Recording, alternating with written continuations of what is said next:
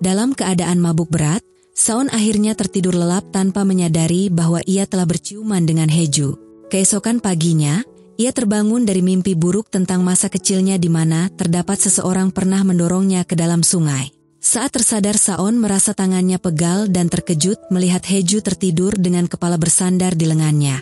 Di mana Saon yang melihat hal itu, ia pun menjadi salting hingga membangunkan Haeju dan mereka buru-buru beranjak dari posisi tersebut. Sayangnya, Saon sama sekali tidak mengingat apapun yang terjadi malam itu, sementara Haeju tahu betul bahwa mereka sempat berciuman.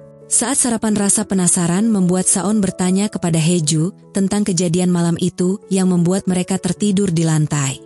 Haeju sambil tersenyum kemudian berbohong dan mengatakan bahwa di malam itu tidak terjadi apa-apa. Bersamaan dengan hal itu, Saon menerima telepon dari Do Jae yang mengabarkan bahwa hasil analisis suara terkait teror yang dialami Saon menunjukkan kecocokan hingga 99%. Meski Do Jae tidak menyebutkan identitas pelaku secara langsung, Saon mulai curiga bahwa Haeju adalah orang yang menerornya, mengingat semua bukti-bukti yang mengarah padanya. Namun karena perasaan Saon terhadap Haeju masih bergejolak, ia memilih untuk menahan diri dan menunggu waktu yang tepat. Ketika mereka sedang belajar bahasa isyarat, Saon tiba-tiba bertanya kepada Haeju bagaimana cara menyampaikan permintaan maaf melalui bahasa isyarat. Haeju awalnya berniat menunjukkan caranya, akan tetapi Saon tiba-tiba mendadak keluar ruangan hingga membuat Haeju kebingungan. Sementara itu, sekretaris ayah Saon melaporkan bahwa Inha, kakak Haeju, baru saja kembali ke Korea. Ayah Saon lalu meminta istrinya Kyujin untuk menemui Inha dan menanyakan alasan kepulangannya. Namun Kyujin pada saat itu langsung menolaknya. Ternyata Kyujin pada saat itu sedang terbebani oleh kenangan masa lalu tentang anaknya, yang ternyata anaknya itu merupakan teman sangu di mana anaknya itu memiliki kelainan dan kerap menyiksa hewan peliharaan. Dan karena alasan itulah, anak Kyujin yang tidak disebutkan namanya itu kemudian dikurung di ruang bawah tanah. Sebagai anggota keluarga kaya raya, skandal seperti ini dianggap aib, sehingga keluarga memutuskan untuk menggantikan posisi anak Kyujin dengan Saon demi menjaga reputasi keluarga baik. Di sisi lain, Haeju akhirnya memberanikan diri untuk bertemu langsung dengan kakak tirinya Inha. Inha merasa senang bisa kembali bertemu dan berbincang dengan Haeju. Ia juga mengungkapkan bahwa dirinya telah menjalani operasi, sehingga kini ia sudah sembuh dan tidak tuli lagi. Untuk itu Inha pun memberitahu Haeju bahwa dirinya tahu Haeju sebenarnya bisa berbicara. Selama ini, Haeju hanya berpura-pura bisu karena merasa bersalah terhadapnya. Mendengar hal itu, Haeju merasa kesal, apalagi ketika Inha mengungkapkan bahwa semua ini sengaja direncanakan karena ia tidak ingin jatuh sendirian. Perkataan tersebut membuat Haeju sangat kecewa, hingga akhirnya ia memutuskan untuk pergi dan meminta Inha agar tidak lagi mengganggu hidupnya atau mencoba menemui dirinya lagi. Setelah itu, Inha mengirimkan pesan kepada Haeju, mengatakan bahwa sebenarnya ia ingin membicarakan sesuatu tentang Saon mengenai pernikahannya yang gagal dan alasan mengapa Haeju menggantikan posisinya. Inha menjelaskan bahwa keputusan itu bukan atas kehendaknya, melainkan permintaan langsung dari Saon.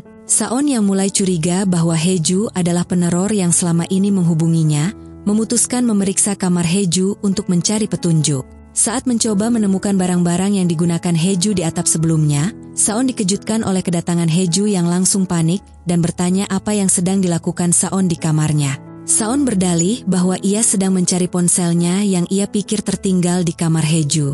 Namun ketika ponselnya ditelepon, ternyata ponselnya berada di luar ruangan, membuat Saon pada saat itu tidak bisa berkata apa-apa. Saat Saon hendak pergi, ia tidak sengaja menemukan baju haram Haeju, di mana Haeju yang melihat itu mencoba merebut hingga membuat mereka berdua pada saat itu terjatuh ke atas kasur. Dalam momen itu, Saon tiba-tiba teringat kejadian malam sebelumnya ketika mereka berciuman. Merasa gugup, Saon segera mendorong Haeju keluar dari kamar dan berlari keluar rumah untuk menenangkan pikiran. Karena sudah pukul 10 malam, Saon berada di luar saat Haeju kembali menghubunginya menggunakan ponsel yang biasa dipakai oleh peneror. Dalam percakapan tersebut, Saon meminta peneror atau Haeju untuk saling jujur. Haeju lalu bertanya kepada Saon tentang pernikahan mereka, apakah Saon hanya menjadikannya sebagai sandera. Saon mengakui bahwa itu benar, tetapi ia berusaha menjelaskan alasannya. Ia menceritakan bahwa sejak kecil ia sering mengalami mimpi buruk, dan ketika itu terjadi, ia selalu datang ke rumah Haeju. Saat melihat Haeju yang sedang berlatih bahasa isyarat, Saon diam-diam memperhatikan dan menirukannya. Saon berkata bahwa setiap kali ia melihat wajah Heju, hatinya terasa tenang dan rasa takutnya menghilang. Ia juga mengungkapkan bahwa menjadikan Heju sebagai sandera sebenarnya adalah usahanya untuk membebaskan Heju dari keluarga yang baginya terasa seperti penjara. Namun setelah pernikahan mereka, Saon menyadari bahwa prediksinya salah. Masalah yang ia coba selesaikan justru berbalik, menimpanya menjadikannya orang yang terkurung dalam situasi itu. Saon juga dengan jujur mengatakan bahwa sebenarnya ia tidak ingin bercerai dengan Heju. Mendengar hal itu, Heju mengungkapkan bahwa dirinya tidak ingin lagi berharap kepada Saon yang selalu bersikap acuh dan sering mengabaikannya hingga membuatnya terluka. Saon menjelaskan bahwa jika Heju meminta untuk disayangi atau diberikan perhatian dalam segala hal, ia bersedia melakukannya karena sebenarnya ia sangat mencintai Heju. Ia berjanji bahwa jika ada kesempatan untuk memperbaiki keadaan, ia akan berusaha semaksimal mungkin untuk membangun hubungan yang lebih baik di antara mereka. Setelah mendengar pengakuan itu, Heju menutup telepon dengan perasaan campur aduk.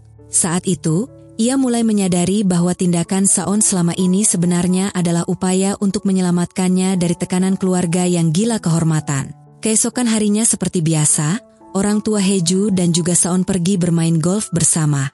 Dalam percakapan mereka, ayah Saon bertanya kepada ayah Heju Il-kyong tentang kabar Inha, apakah ia pernah mendengar sesuatu tentangnya. Il-kyong mencoba menghindari pertanyaan itu dan justru balik bertanya mengapa hal tersebut tiba-tiba dibahas. Uyong yang mendengar pembicaraan itu, mengatakan bahwa ia hanya ingin memastikan apakah Il-kyong benar-benar memperhatikan Inha selama ini, di mana setelah mengungkapkan hal tersebut, Uyong segera pergi tanpa melanjutkan pembicaraan lebih jauh. Akhirnya tim juru bicara kepresidenan mengadakan tamasya bersama untuk menyambut pegawai baru sesuai arahan Saon sebelumnya. Namun mereka dibuat bingung saat melihat sebuah food truck yang ternyata sengaja disiapkan untuk Heju, meski Saon beralasan bahwa itu untuk seluruh tim. Saon tidak memberitahu siapapun bahwa ia yang menyiapkannya. Saat menaiki bus, salah satu rekan tim Heju bernama Won Bin mendekati Heju untuk duduk di sebelahnya. Melihat itu, Saon segera menghampiri dan mengusir Won Bin dengan alasan ia harus duduk di tempat itu untuk menghindari mabuk perjalanan. Meski Won Bin menyarankan Saon duduk di kursi depan yang kosong, Saon menaruh barangnya di kursi tersebut dan memaksa Won Bin pindah ke belakang.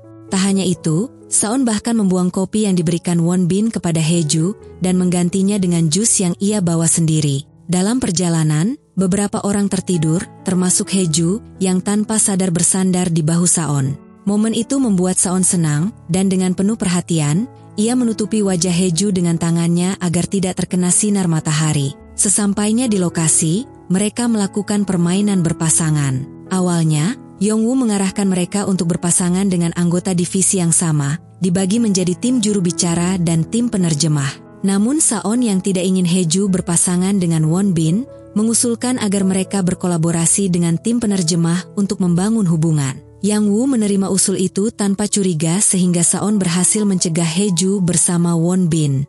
Selama permainan, Saon tampak sangat bahagia bisa satu tim dengan Heju.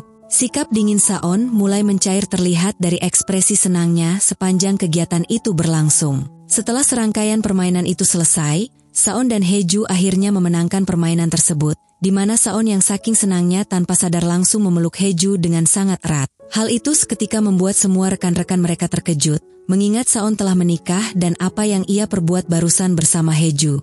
Menyadari situasi tersebut, Saon buru-buru menjelaskan bahwa pelukan itu tidak disengaja dan ia hanya karena terbawa suasana. Sebagai hadiah, Saon meminta Yongwoo untuk memotretnya bersama Heju dengan alasan foto itu akan ia jadikan sebagai kenang-kenangan.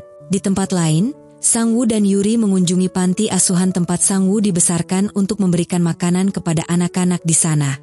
Anak-anak di panti langsung menyukai Yuri menganggapnya sebagai selebritas dan berbaris meminta tanda tangannya. Beberapa dari mereka bahkan mengira Yuri adalah pacar dari paman Sang-woo. Mendengar itu, Yuri menjelaskan bahwa mereka hanya rekan kerja. Saat anak-anak menunjukkan album foto lama Sang-woo, ia mencoba merebutnya karena malu dengan foto-foto masa lalunya yang memalukan. Namun Sang-woo justru menemukan sebuah foto dari tahun 2000 yang menurutnya terlihat aneh. Ketika ia bertanya kepada ibu panti yang berjaga, Wanita itu tidak mengenali anak-anak dalam foto tersebut karena ia baru bekerja di panti setelah sebagian besar anak-anak itu diadopsi.